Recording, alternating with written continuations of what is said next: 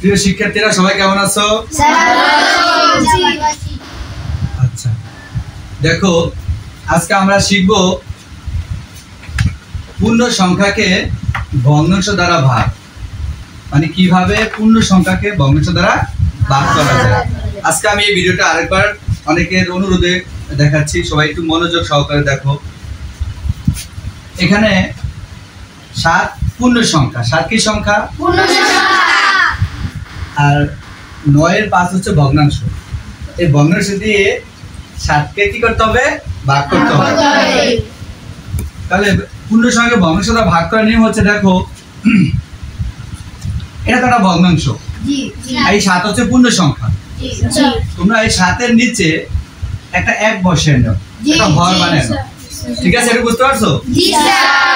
আচ্ছা, তারপর দেখো 9 এর 5, তাহলে এটা ভগ্নাংশ হয়ে গেল। আচ্ছা, তাহলে দেখো এটা একটা ভগ্নাংশ হয়ে গেল, এটা একটা ভগ্নাংশ হয়ে গেল। তাহলে আমরা তো অন্য আগের ক্লাসে শিখছি যে ভগ্নাংশকে কিভাবে ভগ্নাংশ দ্বারা ভাগ করা যায়। দেখো ভগ্নাংশকে ভগ্নাংশ দ্বারা ভাগ করার নিয়ম হলো বিপরীত ভগ্নাংশ দ্বারা গুণ করতে হবে। যে ভগ্নাংশটা আছে এটা বিপরীত ভগ্নাংশ দ্বারা গুণ করতে হবে। যেমন প্রথম ভগ্নাংশ 1 এর 7, এটা যেভাবে আছে সেভাবেই থাকবে। এটাকে আমি বিপরীত ভগ্নাংশ দ্বারা গুণ করব, তার মানে ভাগটা গুণ হয়ে যাবে। ভাগটা কি হয়ে যাবে? গুণ হয়ে যাওয়ার পরে পরের যে ভগ্নাংশ আছে এটা স্থান বিনিময় করে বিপরীত হয়ে যাবে। তার মানে এখানে 9 আছে হরের জায়গায়, এই 9 চলে যাবে লবের জায়গায়, লব চলে আসবে হরের জায়গায়। এটুকু বুঝতে পারছি?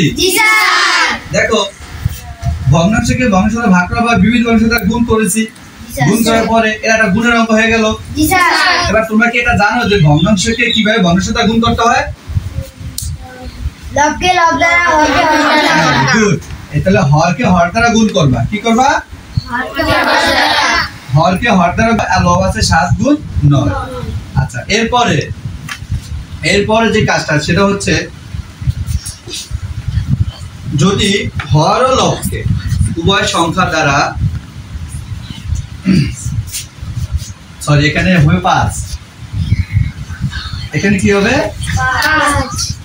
না বুঝছি, এটা বাপের স্পেয়ার দেখে গেলে বিপরীত হয়েছে।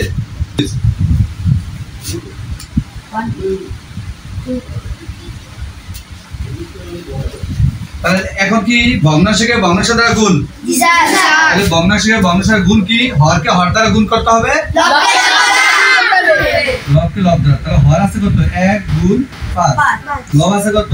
7 গুণ 9। এখন দেখবা উপরে আর নিচে কোন সংখ্যাকে কাটাকাটি করা যায় কিনা বা লঘিষ্ঠ করা যায় কিনা। 5 দিয়ে 7 কে ভাগ করা যায় না, 5 দিয়ে 9 কে ভাগ করা যায় না, 1 দিয়েও যায় না, ঠিক আছে? তার মানে কাটাকাটি হবে না। তাহলে আমার গুণফল নামাতে হবে, 5 এর সাথে 1 গুণ করলে কত? 5 আর 7 9 63। দেখো গুণ করার পরে এখানে যে আমার যে ফলটা চলে আসলো 5 এর 63, তার মানে এখানে হর ছোট লব বড়, তার মানে এটা কোন ভগ্নাংশ আছে এখন? ভগ্নাংশ। অপ্রকৃত ভগ্নাংশ কিন্তু রাখা যাবে না, অপ্রকৃত ভগ্নাংশ হলে সেটাকে কি করতে হবে? মিশ্র ভগ্নাংশ করতে হবে। আচ্ছা, তাহলে আমি বাকি অংশটি এখানে করি, তোমরা দেখো মিশ্র ভগ্নাংশ কিভাবে করে। হর দিয়ে লবকে ভাগ করতে হবে, মানে ছোট সংখ্যা দ্বারা বড় সংখ্যাকে ভাগ করতে হবে। মিশ্র ভগ্নাংশ সবাই জানি তো? মিশ্র ভগ্নাংশ কিভাবে করা হয়?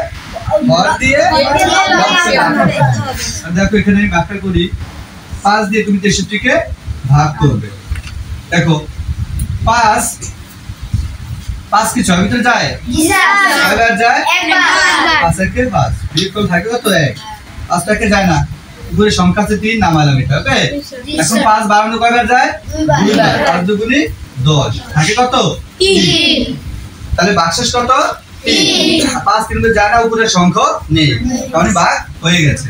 এবার আসো দেখো তুমি এই যে তুমি ভাগফলটা পাইলা, এই ভাগফলটা উঠাবা, প্রথমে ভাগশেষটা চলে যাবে লবের জায়গায়।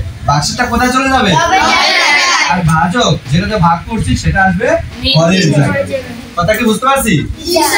ভাগফল যে সংখ্যাটা পেয়েছি আমরা, ওই সংখ্যার সাথে পূর্ণ সংখ্যার সাথে একটা দাগ দিবে, দাগ দিয়ে ভাগশেষ যে সংখ্যাটা আছে সেটা লবের জায়গায় বসাবে, আর যে সংখ্যাটা ভাগ করছি তার মানে ভাজক ভাজক চলে আসবে কোথায়? হরের জায়গায়। তাহলে আমার ফলাফলটা আসলো কি? 12 সমস্ত 5/3 এটাকে কিভাবে পড়তে হয়? 5/3 অংশ। তাহলে এই 5/63 কে আমি মিশ্র করার ফলে আমি ফলটা আসলো কি? 12/3 তাহলে এটাই হচ্ছে আমাদের উত্তর, 12 সমস্ত 5/3 অংশ। এখন কি বুঝতে পারছি? জি স্যার। আচ্ছা, এটা হচ্ছে তোমাদের এই পূর্ণ সংখ্যাকে ভগ্নাংশ দ্বারা ভাগ করার নিয়ম। সবাই বুঝতে পারছি তো? জি স্যার। আচ্ছা, সবাইকে ধন্যবাদ।